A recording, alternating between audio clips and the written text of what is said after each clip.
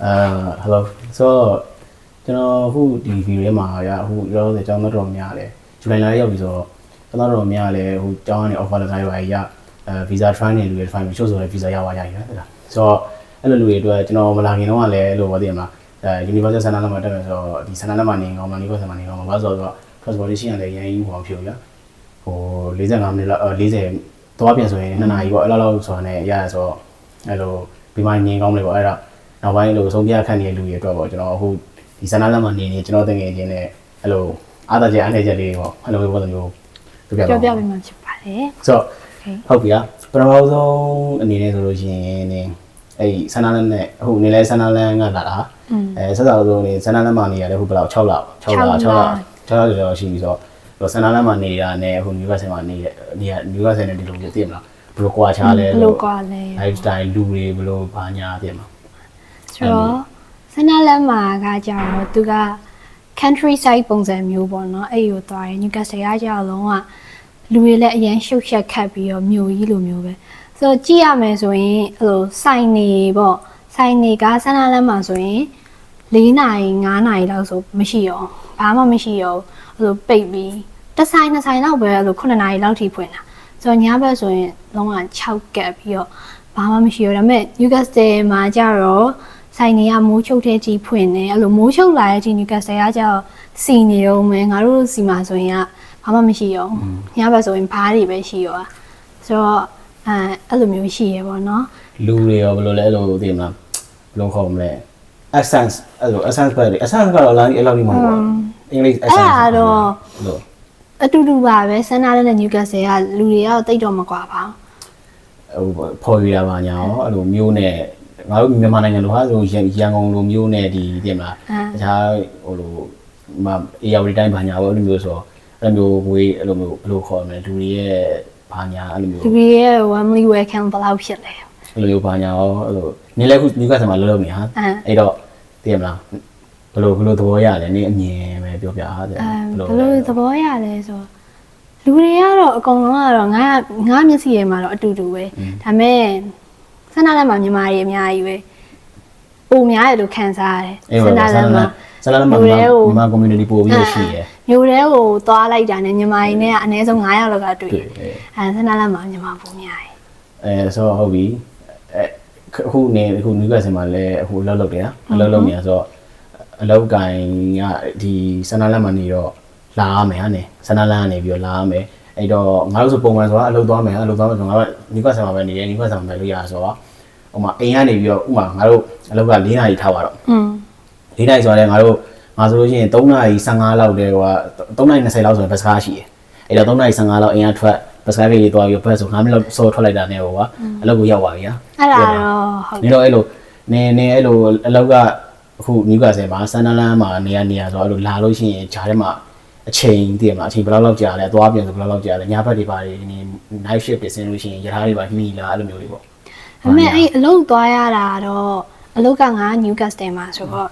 at least like တနာရီခွဲလောက်ငါစောထွက်တယ်အိမ်ကနေပြီးတော့တနာရီခွဲလောက်စောထွက်ရထားဂိတ်ကိုသွားခိုင်းကြရင်ရထားမမှီရတို့ရထားဒီလေးရတို့ဖြစ်တော့စောထွက်ပြီးတော့ transportation ကတော့တနာရီလောက်ကြာတယ်တနာရီလောက်ကြာတယ်အဲ့လောက်ပေါ့တနာရီခွဲလောက်စောထွက်ကြရပေါ့အိမ်ကနေရထားဂိတ်ကိုလမ်းလျှောက်တာနဲ့ရထားဂိတ်ကနေပြီးတော့အလုပ်ကိုလမ်းလျှောက်တာနဲ့အဲ့လိုစောထွက်ရတယ်တခါလေရထားဒီလေးရတို့လမ်းမှာရက်တာတို့အဲ့လိုမျိုးဖြစ်ရင်တော့နင်တို့ထက်ဆိုင်ရင်တော့အလုပ်သွားရတာတိတ်ပြီးတော့အဆင်မပြေဘူးပေါ့ပြီးတော့ night shift တွေဆိုရင်ဒီစောက်ဟေတန်ရထားအမြဲတမ်းကွာနောက်ဆုံးရထားဟိုအဆုံးထိမသွားဘူးငါနေတာ university နားမှာ night shift ဆိုရင်ရထားဆန္ဒလန်းထိပဲရောက်တယ်အဲ့တော့ကျမဆန္ဒလန်းနေပြီးတော့ငါရဲ့အိမ်ကိုအမြဲတမ်းလမ်းလျှောက်ပြန်ရတယ်ဒါဟိုတခါလေး shift က17နာရီလောက်တော့မှပြီးတဲ့အခါတွေပါတယ်ဆိုရင်အဲ့လိုမျိုးလမ်းလျှောက်ပြန်တာအဲ့ဒီတစ်ချက်တော့ရှိရပါတော့ဒါပေမဲ့ဒါကလည်းငါ Newcastle မှာအလုပ်ရသွားလို့တချို့ကြောက်လဲဆန္ဒလန်းမှာနေရဆန္ဒလန်းနားမှာပဲအလုပ်ရတယ်ဥမာဆောက်ရှိတို့ဒါဟန်တို့ဆိုရင်ကကြတော့ဆန္ဒလန်းနေကြပို့ပြီးနီးွားပြန်အောင်အဲ့လိုမျိုးပေါ့အဲ့လိုတော့ရှိတယ်ခုနေပြောခုနပြောနေ night shift ကအဲ့လိုယထာလွတ်သွားတာမျိုးတွေရှိဘူးလားအဲ့လိုယထာလုံးဝမရှိတော့တစည်းမှမရှိတော့အဲ့လိုမျိုးကြီးဆိုလို့ရှိရင်ဘယ်လိုလုပ်လဲဟိုတနေ့ဥပါပေါ့ဥပါနဲ့ပဲဟိုတနေ့ရထားလွတ်သွားတာလေ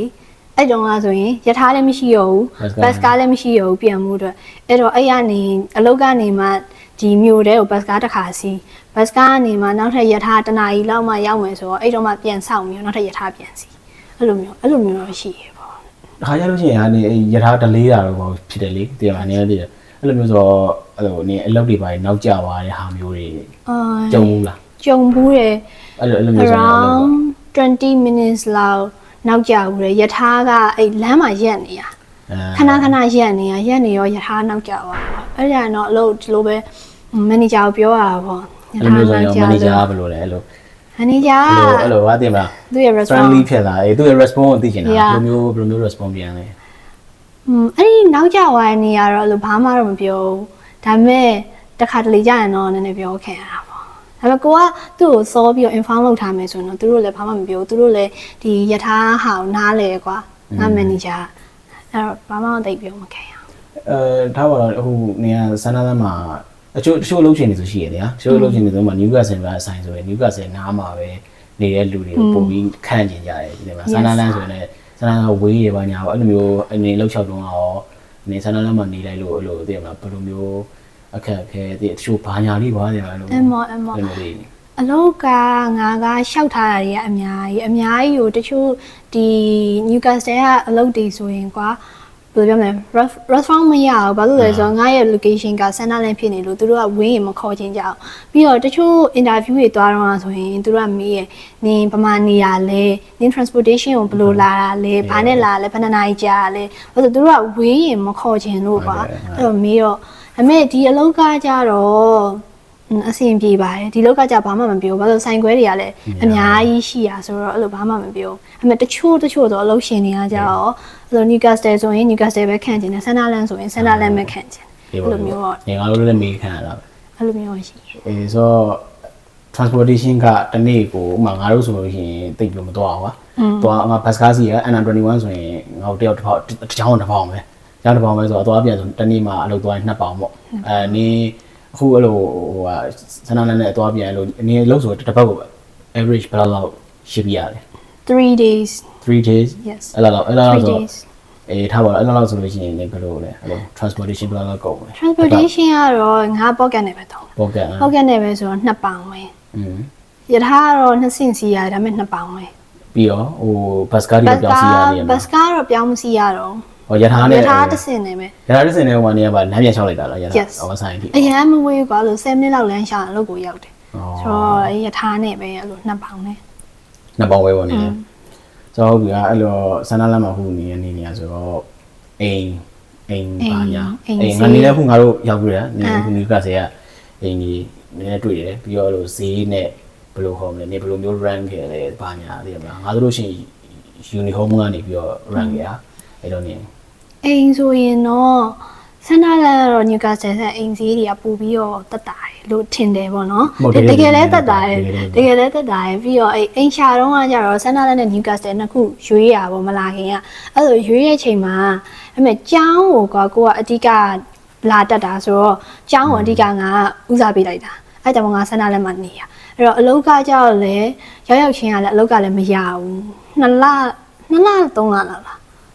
အဲ့လောက်နေမှရတာဆိုတော့အကြောင်းကိုပဲအရင်ဦးစားပေးပြီးတော့စန္ဒလမ်းမှုရွေးရောအခုနေရက student accommodation ဆိုတာအတူတူပဲ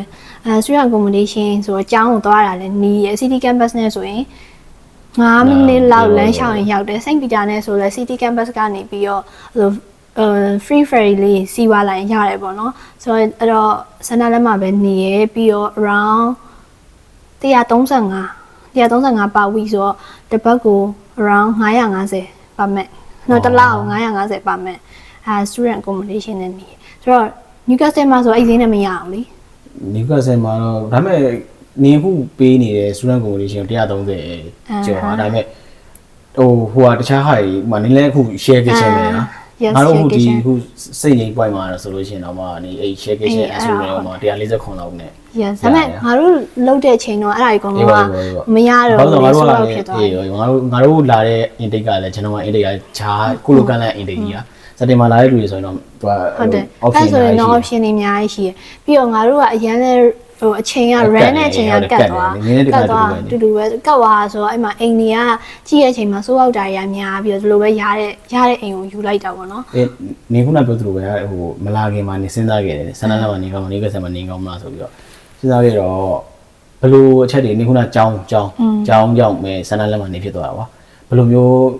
းငါကြားတာနေရောက်ချင်းတော့အိမ်မရသေးဘူးကြားတယ်နောက်တော့မှရသွားတယ်အဲ့တော့ဘယ်လိုမျိုး process တွေလဲဟိုမှာ student communication ကိုငှားလိုက်တော့ process တွေကဆောင်းရင်းလို့တင်မှာဟို deposit တွေပါပေးလို့ရှုပ်လာဒါမှမဟုတ်လို့ရှိရင်ဒီတိုင်းလေးပဲတင်မလားလွယ်လားငါတို့အိမ်ငှားတယ်ဟာငင်းလည်းခုအိမ်ပြောင်းတော့မှာပဲအိမ်ပြောင်းတော့ဆိုတော့အိမ်ငှားတဲ့ process နဲ့ student communication ရောက်ချင်းတွေအတွက်ဟာအကြံပေးတာဘယ်လိုမျိုးဟာမျိုးနေတင်တယ်တင်မလား student communication နေကောင်းမလား share house တွေနေကောင်းမလားအဲ့လိုရောက်ချင်းတွေအတွက်ဆိုရင်တော့ student accommodation ကိုပို့ပြီးတော့ဦးစားပေးဒီကိုငါလာတော့ဆိုရင်အဲ့အတိအမတရားနဲ့ဒီ student accommodation ကို book လိုက်တာကွာဒါပေမဲ့နည်းနည်းတော့အဲ့လိုအလုပ်တော့ရှုပ်တာပေါ့ email တွေပို့ရတာဘာညာအလုပ်တော့ရှုပ်တယ်ပြီးတော့ဇက်ရောက်ချင်တော့ငါအိမ်မရဘူးလေရောက်ပြီးတော့ move in date နဲ့ရောက်တဲ့ရက်နဲ့ဟာနေတစ်ပတ်နှစ်ပတ်လောက်ဟာနေရောအဲ့တော့အတိဦးလေးအိမ်မှာအတိဦးလေးအိမ်မှာတစ်ပတ်လောက်သွားနေပြီးတော့မှဒီကိုယ့်ရဲ့ accommodation ကိုပြောင်းရပါဘောเนาะဒါပေမဲ့ဆက်ဆက်ရောက်တဲ့သူတွေဆိုရင်ဥမာ share house ဆိုကွာဘယ်လိုပြောမလဲအကယ်၍ electricity တို့ water တို့ bill တွေမပါဘူးဆိုရင်အဲ့ဒါကိုကလမ်းလုံးနဲ့စကားပြောရမယ်လို့ဆက်ဆက်ရောက်ချင်းဆိုရင်ဘေးကဘယ်နာဖြည့်လို့ဖြည့်ရမယ်မသိဘူးဘာအဲ့လိုမျိုးတွေကနည်းနည်းတိုင်ပတ်တယ်ကွာအိမ်အလုံးလိုက်ငားတာကိုယ်တိုင်ငားတာနည်းနည်းတိုင်ပတ်တယ် student accommodation ကြတော့အရင်ဆုံး holding deposit ပေးမယ်ပြီးသွားရင် damage deposit ပေးမယ်ပြီးသွား installment ပေးပြီးတော့ payment လုပ်လိုက်ပြီးသွားရင်ငါတို့အဲ့လိုဘာမှစိတ်ပူစရာမလိုဘူးပေါ့နော်အေးပါဟို house ဆိုရှင်ဟာနေသေးတယ်အကောင်ကိုယ့်ရဲ့ responsibility ကကိုယ့်ခေါင်းပေါ်မှာပဲပြီးတော့ဟို house ကပုံထဲမှာကြတော့အတင်မှာပုံထဲမှာလှတယ်ဟာအပြင်မှာမလှအပြင်မှာမလှဘူးဆိုတာဓာတ်ကိုဘလို့ငါဟိုတစ်ခါတော့သွားကြည့်တော့ဆိုတော့ငါကျွန်တော်အရင်ဗီဒီယိုတစ်ခုမှပြောထားတယ်ဗျာအဲ့ဆိုလို့ရှိရင်မဆိုဘူးအကုန်လုံးဒီ transportation မှာလည်းနေရဒါပေမဲ့သွားလိုက်တော့အိမ်ထဲမှာနိုင်မမိဘူးပြင်မှာအိမ်ထဲမှာဖုန်းသုံးလို့မရဘူးစင်အိတ် wifi မသုံးလို့ရတယ်ဟာစင်ကတ်မရှိဘူးစင်ကတ်တိုင်မတက်ဘူးတိုင်မတက်ဘူးဆိုတော့ဘာမှလုပ်လို့မရဘူးဟာသလားဟုတ်တယ်အဲ့တော့ဟိုမှာရောက်ချင်းလာမယ်ယူလာမယ်တူတွေကြောင့်ရောက်ပြီးတော့မှကျွန်တော်တို့ရောက်ပြီးတော့မှအိမ်ကိုရှာတယ်ကိုယ်သွားကြည့်အေဂျင့်နဲ့စကားပြီးတော့ကြိုက်တယ်ဆိုရင်ပုတ်လိုက်ဟိုအဲ့လိုမျိုးကပို့ပြီးတော့ကောင်းနေရသလား student accommodation တွေကတော့အခုအဲ့ဒီခုနကျွန်တော်ပြောတဲ့အဲ့လို line မမိရပဲဘာမှစိုးရင်ကြမလို့အဲ့လိုမရှိဘူးနေလဲခုနေနေရပဲတင်ပါဘယ်လိုလဲအဲ့လိုအဆင်ပြေရမလားဘယ်လိုအိမ်ကအဆင်ပြေရအဲ့လိုငါအိမ်ဆိုအခန်းထဲမှာ router ပါတယ်လေအခန်းထဲမှာ router ပါတော့အဆင်ပြေဒါပေမဲ့လေဘယ်လိုလဲ student accommodation တိုင်းတော့ wifi နေပါကောင်းနေအောင်မဟုတ်တငယ်ချင်းတယောက်ရဲ့အိမ်ဆိုလုံးဝသူတို့အိမ်မှာ wifi မကောင်းအဲ့လိုမျိုးတော့ရှိရဲဆိုတော့ဆက်ရောက်ချင်းဆိုရင်တော့ student accommodation ကအဆင်ပြေမယ်လို့ထင်တယ်ဒါပေမဲ့နောက်ပိုင်းကျရင်တော့ကိုယ့်အကိုအိမ်ကြီးသွားကြည့်စကားပြောကြည့်ပေါ့ပြီးတော့မှပို့ပြီးတော့ဈေးတက်တာတဲ့စီပို့ပြီးတော့နေရာကောင်းတဲ့စီပေါ့အဲ့လိုပြန်ပြီးတော့သွားတာအဆင်ပြေအခုဆိုလဲငါဆိုရင်ရှာနေရအိမ်လိုက်ကြည့်နေ9လုံး6လုံးလောက်ရှိပြီအဲ့လိုပဲလိုက်ကြည့်ကြိုက်လားဘယ်လိုလဲအဲ့လိုမကြိုက်ဘူးမကြိုက်ဘူးအမျိုးမျိုးပေါ့လိုက်ကြည့်စကားပြောကြည့် contract တွေ moving date တွေ installment တွေနောက်ပြီးတော့အဲ့လိုရေတွေမီးတွေအများကြီးပြောစရာကြီးပို့လာတာပေါ့နော်ဟိုအိမ်ငှားတာဆိုတော့အိမ်ငှားတာပေါ့ student commission ဘာမှမလိုဘူးဘာမှမလိုဘူးတခုဆိုရင်ပေးပြီးတော့တက်နေရုံပဲပြီးတော့တခုဆိုရင် reception မှာreception ကိုပြောလိုက်လို့ရတယ်ဒါနဲ့ security နင်းတိုက်ဆိုလို့ရှိရင်ငါရောက်ဘူးတယ်တကားတွေအများကြီး security အများကြီးပဲကိကတ်နဲ့ကျွန်တော်အများအားပြောရကြလား house နဲ့ဒီ student accommodation တော်တော်များ security ဆောင်းအောင်ကောင်းတယ် CCTV လည်းရှိတယ် CCTV လည်း24 hour reception လည်းရှိတယ် reception လည်း24 hour ပါညာပေါ့ခုပြတ်တာနဲ့အောက်သွားပြောလိုက်လို့ရတယ်အဲ့ဒီမျိုးတွေတော့ရှိတယ်နောက်ပြီးတော့နင်တို့ accommodation မှာရောအဲ့လို game night တို့ပါငါတို့ဒီမှာဆို game night တွေပါလုပ်တယ်ဟာ party night party ပါ pizza night တို့ပါအဲ့လိုမျိုးလေးအဲ့လို accommodation မှာတော့မရှိဘူးဒါပေမဲ့ property ကလုပ်တယ်ငါတို့ property ကအဲ့လို accommodation စနလက်မှာပဲ3ခုလောက်ရှိတယ် property ကပွဲတွေလုပ်တယ်လို့ယောဂ advance တို့နောက်ပြီးတော့သူတို့ night တွေပါငါတို့ accommodation မှာမဟုတ်မျိုးတွေက accommodation တခုမှအများနဲ့လုပ်တယ် invitation တွေအများနဲ့ပို့တယ်ပေါ့နော်ဒီမှာနေတဲ့ဖြစ်တဲ့ကြောင့်မင်းတို့တွေကတက်ခွင့်တက်လို့ရတယ်တက်လို့ရတယ်အဲ့လိုပွဲတွေပါလုပ်ပေးအဲ့လိုလေးလုပ်ပေးပြီးတော့ student accommodation ဆိုရင်ဒီလိုမျိုး launch တွေပါမယ်အများကြီးပဲပါတယ်ကွာအဲ့လိုအဲ့တဲ့အိမ်ကတော့ဒီတိုင်းပဲအိမ်ကတော့ဒီတိုင်းအိမ်ပဲကိုခန်းပဲဒီမှာ kitchen ကိုခန်းနဲ့ kitchen နဲ့ဒါပဲအဲ့လိုပေါ့နော်အဲ့လိုလေးတော့ရှိရစီ student accommodation နဲ့ပြီးရစားပေးရတယ်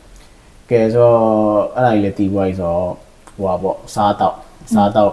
ဈေးလေးတွေဘယ်လိုမျိုးနေစန္ဒလမ်းမှာတစ်လောက်ဘယ်လောက်စားစီတောက်စီပါဟာညာကုန်လဲပြီးတော့ ကျောင်းကိုငါလည်းသိပါတယ်ကျောင်းကတော့ဟာနေဟိုဘတ်စကားတွေချို့ဘတ်စကားတွေဆို free သွားလို့ရတယ်ကျောင်းသားကလေးပြလိုက်တာနဲ့ဟိုကျောင်းဒီကျွန်တော်ကျောင်းကျောင်းခိတ်ထီကိုကျွန်တော်တို့ free စီးလို့ရတဲ့ဘတ်စကားတွေရှိတယ်စန္ဒလမ်းမှာကျတော့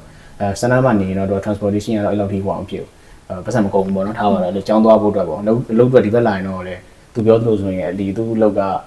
ဟိုဟာနဲ့ရထားခင်းနဲ့နီးရတော့ကြောင့်မို့သူကတော့လမ်းလျှောက်လိုက်တာပေါ့အဲ့တော့အကယ်လို့ရထားခင်းနဲ့မနီးဝေးရဆိုရင်တော့ရထားတစ်ဆင့်စီနောက်ပြီးဘတ်စကားတစ်ဆင့်စီရပါအဲ့လိုမျိုးစီရအောင်အဲ့တော့ခုနအစားတော့အစားတော့တလားဘယ်တော့ငါတို့ဆိုငါ average ငါဆိုလို့ရှိရင်ဒီဘက်ဆင်မှာအတွက်တာ30ပေါ့အေးပေါ့30လောက်ဆိုရင်တစ်ဖက်ကိုစားလို့ရတယ်30ဆိုတော့တလောက်120လောက်30လောက်ကိုချက်စားရင်က100ကနေပြီး150ဝန်းကျင်ပဲကောဆန္ဒလက်မှာလည်းအလောက်ပဲဘာလို့လဲဆိုတော့ Tesco တွေကဈေးတူရယ်လေ Tesco တွေကဈေးတူရယ်ဆိုတော့ဆန္ဒလက်မှာလည်းကိုချက်စားမယ်ဆို100တူ150ပေါ့ဒါကိုပုံမှုတည်ဒါကချက်စားမယ်ဆိုရင်အဲ့လိုမဟုတ်ဘူးကိုကဟန်ကောက်မယ်ပြင်မာစားမယ်မှားစားမယ်ခုလိုမျိုးတငယ်ချင်းတွေနဲ့တွေ့မယ်ဆိုပတ်စံပို့ထွက်ပြီအဲ့ကြရင်တော့မလောက်တော့စားတော့ဆိုင်ဈေးတွေရောစားတော့ဆိုင်ဈေးတွေကaround at least 10ပေါင်လောက်ပေါ့အဲ့ဒီပြင်ထွက်စားမယ်ဆိုရင်ပြင်ထွက်စားမယ်ဆို10ပေါင်လောက်အနည်းဆုံးသွားတယ်တပွဲကို10ပေါင်လောက်အနည်းဆုံးသွားတယ်သူတို့စီမှာဆိုလို့ရှိရင်အဲ့လောက်ပေါ့ကျွန်တော်အကြိုက်ဆုံးသူတို့ဆန်းလာတော့ဆိုဘာရှူးဆိုတဲ့ဆိုင်ရှိတယ်အဲ့ဆိုင်ကတကယ်မိုက်တယ်ရတာလည်းမဆိုးဘူးတရုတ်ဆိုင်ပေါ့အဲ့မှာဆိုလို့ရှိရင်10ပေါင်လောက်နဲ့ဝဝလေးနေစားလို့ရတယ်ဗျာဒီဘက်မှာဆိုလို့ရှိရင်ကျွန်တော်နူကတ်ဆင်မှာဆိုလို့ရှိရင်ရက်ရောက်ချင်းတော့ဆိုရင်ဟိုလိုထိုင်းဆိုင်လို့ပြောလို့ဆိုရင်သွားစားလို့ရှိရင်တော့14ပေါင်လို့သိလားတပွဲကို14ပေါင်လို့ဘာလို့ပေးရတယ်အရင်လေးဘိုက်ပြည့်တယ်လို့မခံစားအဲ့လိုမျိုးလေးပေါ့ဒါကတော့နည်းနည်းလေးကျွန်တော်စစောက်ဆိုရက်ရောက်ချင်းတော့ငါခံစားရတဲ့ဟာပြဿနာဒီဆန္ဒလန်းနဲ့ဒီကဆယ်တော့ဒီလိုပဲလို့လည်းမျိုးလေးပေါ့ဒီနေ့အောင်စားခဲ့ရဟင်းတပွဲ18ပေါင်အဲ့လိုတော့ရှိရပြီးတော့ဆိုင်တွေကဆန္ဒလမ်းမှာဆိုရင်နည်းနည်းနဲတယ်convenience store တွေရော restaurant တွေရောအကုန်လုံးကနည်းနည်းဆန္ဒလမ်းမှာဆိုရင်နေတယ်သူတို့ဒီ Newcastle မှာကျတော့အများကြီးပဲပေါ့အများကြီးပဲရှိရပြီးတော့ဖွင့်ချိန်ပိတ်ချိန်တွေကလည်းဆန္ဒလမ်းမှာနေတယ် Newcastle မှာပို့ပြီးတော့နည်းနည်းများတယ် Okay so ဟိုအလောက်ကနေဟို Newcastle မှာအဲ့တော့နေအခုနင်းဆိုလို့ရှိရင်လည်း3-4လလောက်ကြာပြီ3လလောက်ကြာပြီးတော့မှအလုပ်ရသွားမှာUK ကိုဆက်ဆောက်ဆိုရဲရောက်ပြီးချင်းတုန်းကနေပြီးတော့ဟုတ်တယ်2လ3လလောက်နေအောင်လုပ်ရအဲ့တော့ဘယ်လိုခေါ်မလဲနင်အလုပ်လျှောက်ခဲ့တဲ့ process ဟာနင်ဆန္ဒလမ်းမှာနေတော့နင်ဆန္ဒလမ်းမှာလည်းလျှောက်ခဲ့မှာပဲနင်အကယ်လို့ဆန္ဒလမ်းမှာနောက်ဆုံးနင်ဆန္ဒလမ်းမှာမရဘူးဆိုတော့နင်ကဆက်တော့ရောက်လာတာအဲ့တော့အဲ့ process ပေါ့အဲ့ဘယ်လိုမျိုးလဲဆန္ဒလမ်းမှာအလုပ်လျှောက်တဲ့ journey ဆိုတော့အလုပ်လျှောက်တာကအရင်ဆုံး indie ပေါ့နော်ဒီမှာကအိန္ဒိယကနေပြီးတော့ရှောက်ကြတယ်အဲ့တော့အိန္ဒိယနေပြီးတော့ရှောက်တယ်အိန္ဒိယအခုလောလောဆယ်ငါရဲ့ apply ကဘယ်နှခုရှိမှလို့ထင်လဲ100ပေါ့ bro 180ခုရှိရပြီးတော့ email တွေပို့ရပေါ့နော် email တွေဘယ်လိုပို့လဲဆိုတော့စကြင်တော့အဲ့လိုကွာဒီအိန္ဒိကခေါ်တဲ့ဆိုင်တွေရဲ့ email တွေကိုလည်းထပ်ပို့တယ်email ဆန်တယ်နောက်မရတော့ဘယ်လိုလုပ်လဲဆိုတော့ Google Map ကြီးဖွင့်ပြီးတော့Google Map မှာဘယ်ဆိုင်နေရှိလဲလိုက်ရှာပြီး Google Map ကဆိုင်နေရဲ့ email တွေကိုလိုက်ပို့တယ်။နောက်ပြီးတော့ walk-in နဲ့ CV print ထုတ်ပြီးတော့ walk-in နဲ့ရှောက်တယ် walk-in ရှောက်တာဆိုရင်ဆက်စားချင်းတော့ဒီစန္ဒာလဲမြို့ရဲဆိုင်နေပေါ့တစ်ဆိုင်အတွက် vacancy ရှိလားဆိုပြီးတော့အဲ့လိုပေးရဒါပေမဲ့တချို့ဆိုင်တွေကြောက်လဲယူရတချို့ဆိုင်တွေကြောက်လဲမရှိမယူတခါညင်းပြီးလွတ်လိုက်တယ်။အဲ့ဒါပေးရနောက်ဆုံးအဲ့လိုရှောက်တော့မရတော့အဲ့လို senior တွေကအကြံပေးတာပေါ့အိန္ဒိယနေပြီးတော့အလုပ်ခေါ်ရတဲ့ဆိုင်တွေကိုပဲသွားပြီးတော့ CV သွားဝေဆိုအဲ့လိုလဲသွားဝေအဲ့တော့မရတဲ့ဆုံး Sunderland Newcastle ဒီ Newcastle မှာနေ CV ရောက်လာနေတယ်သူတို့ရောက်လာ Newcastle ရောက်လာ Newcastle မှာ CV လိုက်ဝေရဘယ်ရက်မှန်းတော့မသိဘူးနော်ခဏငါမမိသလောက်ဆိုပဲတက်လာ3ရက်ပေါ့ငါသိသလောက်ဆိုရင်3ရက်ဟာ3ရက်ချိုးဆိုင်နေဆိုထပ်တောင်ထပ်တယ်အဲ့လိုလိုက်ဝေတာဆိုင်မြင့်အဲ့လိုစားတောက်ဆိုင်မြင်တာတချို့ကြောက်လဲအလုပ်ခေါ်ရကွာဒါပေမဲ့တချို့ကြောက်လဲမခေါ်လဲဒီတိုင်းပဲနင်တို့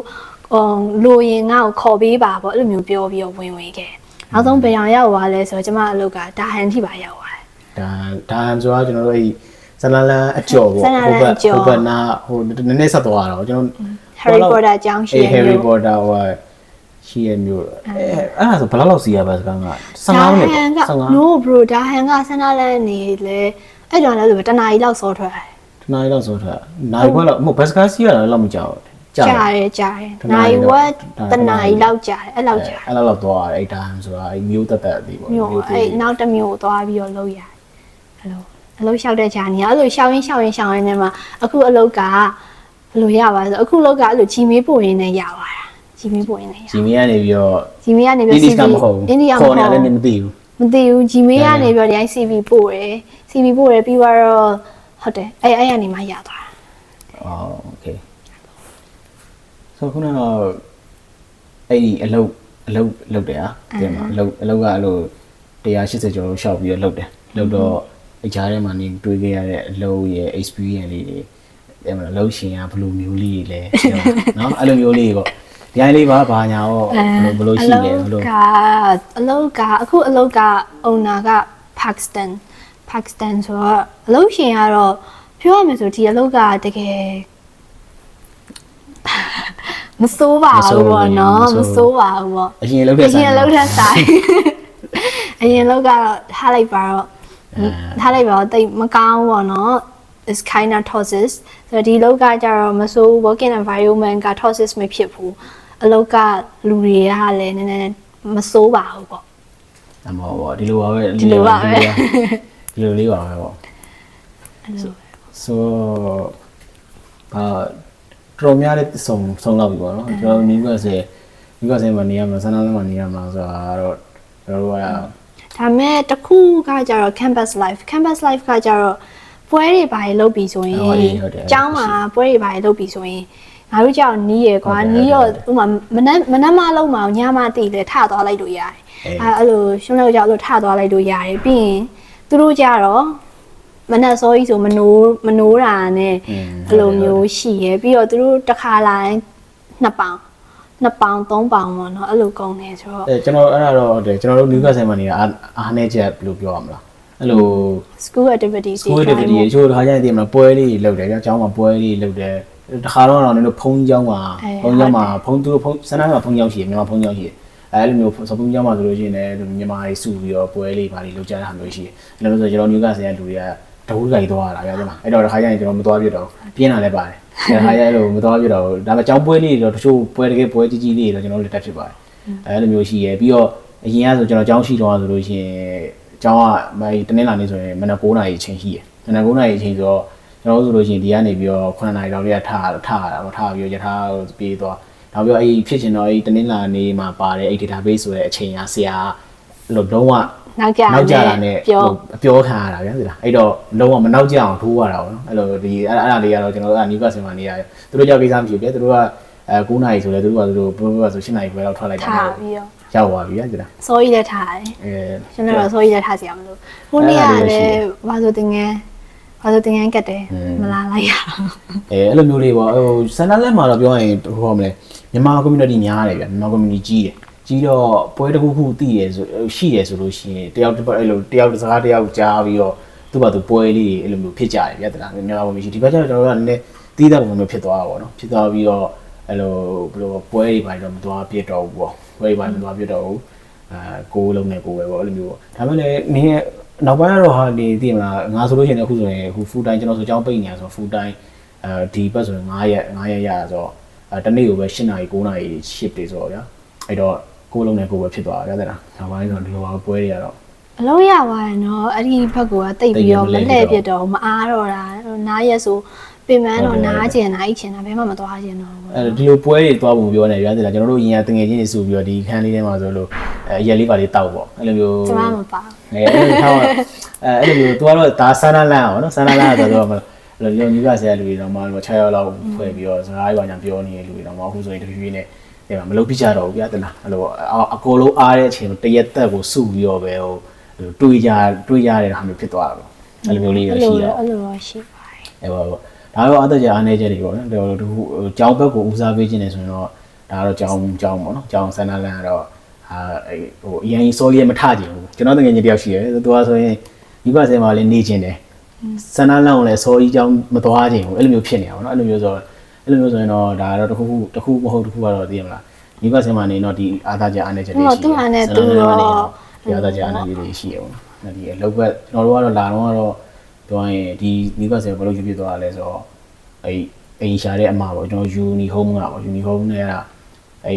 ရှာတဲ့ခါမှာဟိုစန္ဒလန်အခန်းတော်များစိုးရဝိုင်းကျွန်တော်တို့ကအကုန်ဘာမှမရှိတော့ဘူးဆိုပြီးပြောရတယ် Newcastle မှာနေလိုက်ပြီးတော့ယူနီဟုံးကအမကလည်းကျွန်တော်က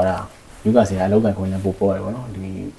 မှာလည်းမစိုးပါဘူးပေါ့သူကအခန်းလေးရတော့ဒီအခန်းလေးရသွားတော့ဈေးလေးလည်းသူကမစိုးဘူးပေါ့ စီရပါလား ဒီခန်းဆိုလို့ရှိရင်ငါတို့လည်း900ကျော်ပဲဒါပေမဲ့900ကျော်ဆိုတာဟိုပါပေါ့ဘယ်လိုခေါ်မလဲတယောက်ကိုငါတို့က1000ကျော်တကယ်သူ့ရဲ့ original price က1088ဟာ တစ်လောက်1088အဲ့ဒါကိုမှငါတို့က2ယောက် share လိုက်တာ哦ဒါပေမဲ့ငါတို့ private kitchen ဒါပေမဲ့နင်တို့က studio ဖြစ်သွား studio ဖြစ်သွားတယ် Newcastle လည်းဖြစ်တယ် studio လည်းဖြစ်တယ် အဲ့တော့ငါတို့လည်း900ပဲအမှန်တကယ်ပြောတာ ဒါပေမဲ့ငါကြောက်တယောက်တည်းကိုတခန်းနေရ တယောက်တည်းကို तू ကြောက် အဲ့လိုမျိုးလေးတော့ဟုတ်တယ်အဲ့ဒါလေးတော့ကွာသွားတယ်ဗျာသူကဒါလေးကျွန်တော်ကတော့ဒီခန်းကိုယူဖြစ်သွားတယ်ဆိုတာမျိုးလေးလည်းဖြစ်တယ်ဒီမှာကြိုက်လို့နော်ကြိုက်လို့ဆိုတာမစိုးဘူးပေါ့ဒီမျိုးလေးပတ်ဝန်းကျင်ရထားကြီးပါရလည်းရမိုးဝေးဘူးဒီပတ်ဝန်းကျင်မှာလည်းမျိုးလဲအောင်ဆိုတော့အဲ့ဒီဖြစ်သွားဆိုတော့အဲ့ဒါပါပဲကျွန်တော်တို့ဒီအခုတော်တော်များများကြည့်နေလူတော်တော်များများလည်းဒီစန္ဒလန်နဲ့Newcastleဒီမှာအားသာကြအနေနဲ့လေးကိုပေါ့ချိန်ပြီးတော့နေလို့ရအောင်ကျွန်တော်ဒီຢာလေးကိုစားပြီးတော့ share လုပ်ပေးရပါ ဆိုတော့တတာ bye bye